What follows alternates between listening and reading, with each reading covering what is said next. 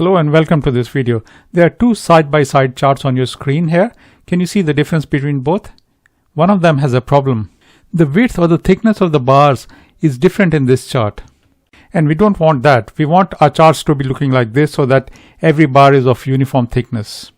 So let's try to create the side-by-side bar charts in ggplot and see how we can avoid this problem occurring in the side-by-side bar charts.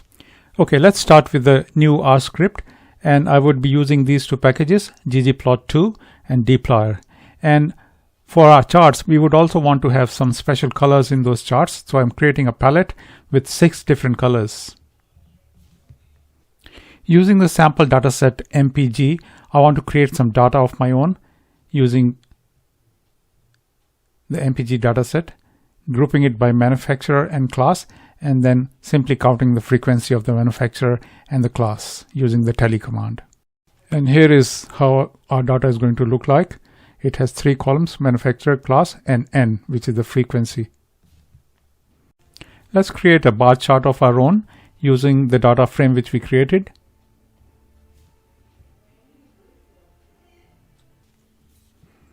So the data is DF, and on the x-axis we have the manufacturer, and on the y-axis we have N, or the frequency, and we're filling it by class. So we are actually creating a stacked bar chart, and we are coloring the class with different colors.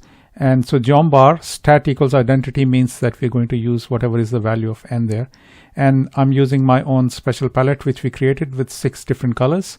So if I run this chart, we would end up with a bar chart which is a stacked bar chart. So the bars are stacked on top of each other. You can see that for each car manufacturer, if they have multiple classes, the bars are stacked on top of each other. So in the introduction of the video, we said that this is going to be a video about the side-by-side bar charts. So let's create a side-by-side bar chart now. So I'm simply going to copy the script from my first chart here. Now to change this video into a side-by-side bar chart, all we need to do is add this command position equals position dodge. Let's run this script and see our chart. And we can see that the width of the bars is different for each manufacturer.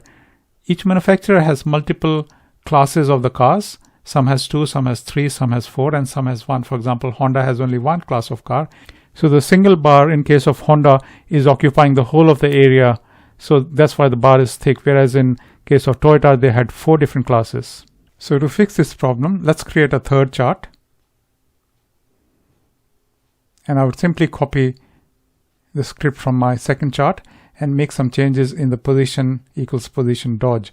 So in case of the position equals position dodge, if you use a special command called preserve equals single, so let's run this third script and see what this script does for us.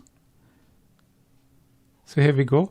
Our chart seems to be of uniform width for each of those bars, even for Honda and for other cars which have only 1 class. It seems to be good. I hope you found this information useful and practical.